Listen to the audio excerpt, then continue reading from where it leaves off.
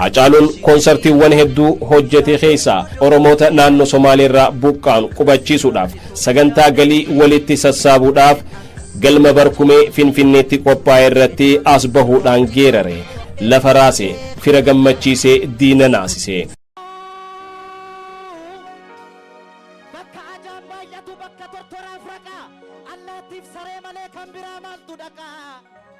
jirtu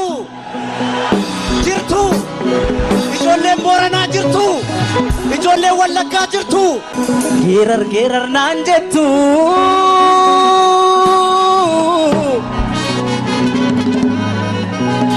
geerar naan jettu meeka'ee taleelure badi naan jettu meeka'ee qajeelure ani maalan geeraraa tanoo yaada yeelalaa irri geerareen quufne hidhaa qaallitti jira irri geerareen quufne hidhaa qiliinxoo jira irri geerareen quufne hidhaa karchallee jira karchallee amboo jira anoo maalan geeraraa tanoo yaada yeelalaa yajoollee banneen rakaa yajoollee banneen rakaa gurrabbaa kanneen rakaa Oromoo maalum godhere maalum gochuu didere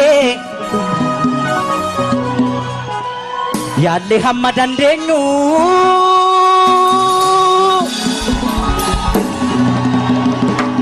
yaalle hamma dandeenyu kana caala maal goonuuf xinnaas gabbarre guddaa akka wajjin bubbulluuf.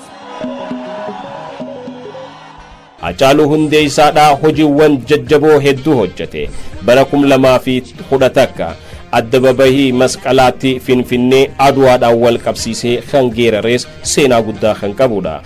Waan Aduwaa kan inni qabee dhihaatee ni garsiisan is just amazing. Wanni sana dhugaa deebitee maanta ilaaltu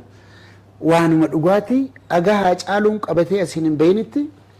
hayyoonni beekanis namoota 2-3 himuu ni danda'ani uummanni Oromoo immoo akkasitti hin beeku. Seenaa Aduwaa Hacaaluun kaasu Oromoon hin fudhate jechuudha. Kooti edaa Aduwaan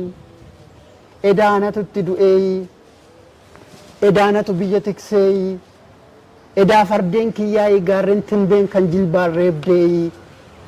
jedhee waa'ee Aduwaa dhaga'uus qorachuus kan hin barbaanne Oromoon gaafa Hacaaluun gadi bahee sirbu fudhate jechuudha. jirra otoon damiin meelchamne otoon cabiin okkollus kunoo har'a geenyeerra seenaa afaan seenaa Oromoo badanii jiran jee kan itti amane artiidhaan deebisuudhaaf murannoo fi kutannoon sodaa tokko malee nama hojjeteedha. Ijoolleen maalchaa jirtu jirra riqicha ragaa waamaa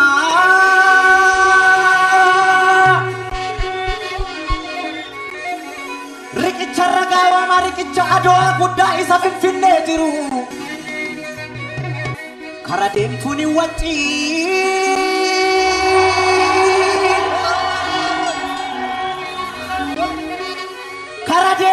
wacci waa'ee leencaa taasofna waa'ee dhiiraa haasofna waa'ee gootaa haasofna oolmaa gootaa haasofna waa'ee gootaa haasofna waa'ee gabayyoo haasofna waa'ee gabayyoo haasofna gabayyoo gurmuu haasofna waa'ee baalchaa haasofna baalchaa saafoo haasofna waa'ee balaa haasofna balaa zallaqaa haasofna waa'ee garasuu haasofna garasuu dhukii haasofna waa'ee abdiisaa haasofna abdiisaa agaa haasofna. Hacaaluu hundee isaa guutuu namaa sirboota siyaas-dinagdee ammayyaa fi aadaa hawaasummaa irrattis nama sirbee hawaasa biratti imalmaanaa jaalatamu xiqqaa guddaan biyya keessaaf biyya alaatti ummanni wareegama isaatiif booyeef akka tahee seenaa keessatti galmaawee fi jira jechuun dubbatama. Artiist Hacaaluu jechuun illeen qoosaa karaa muuziqaatiin kennameef akka nama Oromoo tokko ta'ee an ofii ummata Oromoo mara bakka isaanii ta'ee yoon dubbadhe goototaati kan hin jedhuun nama cimaa gurbaa cimaa wannoo qabatees jiraamti karaa qabatee gadi lakkifne gamanaa gamas hin jennu dhaabbii tokko qabatee kan deemu goota gootootaatiin jira goota Oromoo goota Itoophiyaa goota Afrikaa inni akka eenyutiin ilaalaan akka even Martin Luther King fi Malcolm X fi jara Mandeelaan illee fi kanneen hundumaa tarreessanii olittiin ilaala. Haacaaluun nama dhugaa jaalatu dhugaadhaaf dhaabbate rakkataa gargaaruudhaan beekamu waan ta'eef namni isarraa waa baruu barbaadu dhugaadhaaf dhaabbachuu haqummaa jaalala namaa guddaa kana goonfachuu adeemsa itti dandeenyu hojiiwwan qulqullina qaba hojjechuu irraa barachuu ni dandeehama jaan Haacaaluun garuu nama hundaa olii Haacaaluun yoo mara akkuma maqaasaatti Haacaaluudhaas jaa.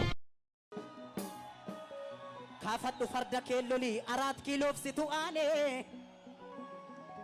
kaafadhu bulloo keellolii 4 kiiloof situ aane kaafadhu eeboo keellolii 4 kiiloo. Haacaaluun gara lafeessa namaa haa ta'u malee ija jabaachuudhaan namni isa ga'uun jiru sodaa tokko malee waan fadheef waan itti dhagahame dubbata faayidaa ummataarraa if booda hin jiru nama ijjannoonsaa hin daddaaqne nama waan beeku hojjetu waan hojjetes beeku akka ta'es ragaan bahameefii jira. Artistiin jaalatamaan kun jaalallee isaa tan ijoollummaa fi ogeetii fayyaa tan taate Faantuu Damsoo waliin bultii eega ijaarratee waggoota 7 ta'us waggoota 20f jaalalaan wajji jiraataniiti jiran abbaa ijoollee 3 yoo ta'u intalti isaa jalqabaa wabii tatti aantummoo milkii ja'amuu waamamti intalti isaa sadaffaan dhalattee osoo ji'an guutiin abbaasi osoo ijaan hin arkin Haacaaluu Hundeessaa guyyaa badaaf abaaramaa waxabajjii 22 bara 2012 nu bira wareegame.